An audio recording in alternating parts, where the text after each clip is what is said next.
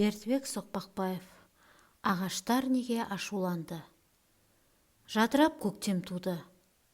Қар қауыр терді де, аз күнде төңірек қарайып құрғап шыға келді. Мектепте көшелерді көгертіп, ағаш отырғызу апталығы басталды. Оқушылар түгел қызықтырған бұл бастама тек Алмабекке ұнамады. Орман болса, тап іргеде тиіп тұр.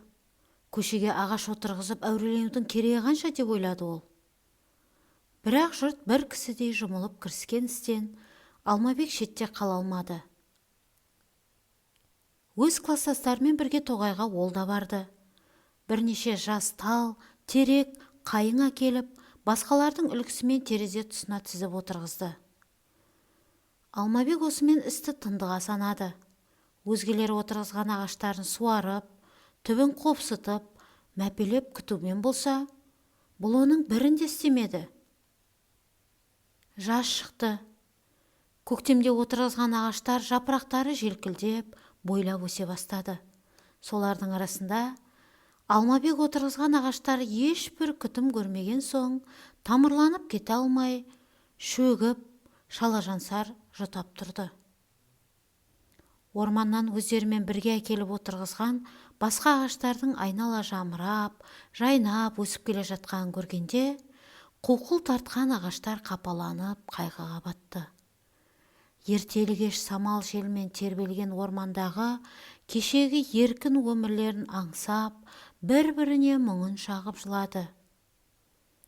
Бұл халде тұра берсек, біраз күнде тамырымыз суалып құритын шығармыз, деп уайым шекті. Бұл қайғылы халді самал жел өзен бойындағы орманға жеткізді.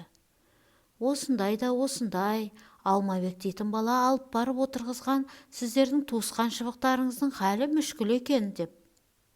Ол сыбдырлап бұталарға айтып еді. Ауыздарына сөз тұрмайтын бұталар оны сыбдыр қағып талдарға, талдар қайыңдарға, қайыңдар дереу теректерге жеткізді. Сөйтіп кең алқапты жалпағынан алып жатқан ну орман Алмабектің қылығын түгел естіді. Бір күні Алмабек жолдастарымен бірге өзенге шомылуға келді. Олар шешініп те үлгермеп еді. Ауа райы күрт бұзылып, аспанды сірескен қара бұлт басып кетті. Азынап жел тұрды. Балалар сасқалақтап, үйлеріне қарай жүгіре жөнелісті. Алмабек те жүгіріп келе жатыр еді. Ағаштың жыландай ысылдап майысқан бұтақтарының бірі кенет оның басынан кепкасын қағып ұшырып түсірді. Ол жалт бұрылып, кепкасын ұстап алмақ болып еді, жолдастарынан адасып қалды. Ал кепка тоқтар емес. Ағаштың қалың ішіне қарай домалап барады. Алмабек әне жетем, мәне жетем деп қуа берді. Балалар бұл кезде ұзап кетті. Дәл осы уақытта адам айтсан аңсыз ғажап оқиға болды. Орманшы азан-қазан жаңғырып кетті. Түйе белінде жуан бәйтерек майысып келіп, Алмабекті баса жаздап, жолына көлденеңдеп тосқауыл бола қалды. Алмабек қорыққанына шыңғырып жіберіп, кейін қарай жалт берді. Сол кезде тұс-тұстан: бәлем, Алмабек, қолымызға түстің бе?" деген ашулы дауыстар жамырап естілді. Алмабекте ес қалмады. Ағашы аздау бір жерме жүгіріп өтпекші болып еді. Ұзын бір ақ қайың жапырақтары жалпылдап алдын тағы бөгей қалды. Алмабек кейін қарай жалт берді. Маңайдағы ағаштар су-су етіп, төніп келіп қалғанын көрді. Бірнеше солқылдақ көк шыбық жотадан шып-шып еткізіп шарпып өтті. "Сендерге мен не жаздым?" деп Алмабек жылап жіберді. Сол кезде төбесі көк тіреген көпті көріп, көп жасаған орман атасы кәрі еменнің гүжілдеген жуан даусы естілді. "Сенің жазығың сол.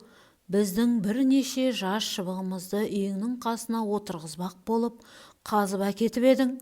Нағыз азап халге салып қойыпсың. Түбі босатылмай қатып қалыпты, тамыры суалып құрып бара жатқан көрінеді. Осы қылың адамшылыққа жата ма? Ағаштан көрген не жамандығың бар? Жайқалып өсіп тұрсақ, қыстақтың көркі емеспіз бе? Жаздыгүні ми қайнатқан ыстықта саямызға паналайсың. Қыстыгүні азнаған бораннан қорғаймыз. Астыңдағы орындығың мен алдыңдағы столың, қалам, қағазыңа дейін бәрі ағаштан істелінеді.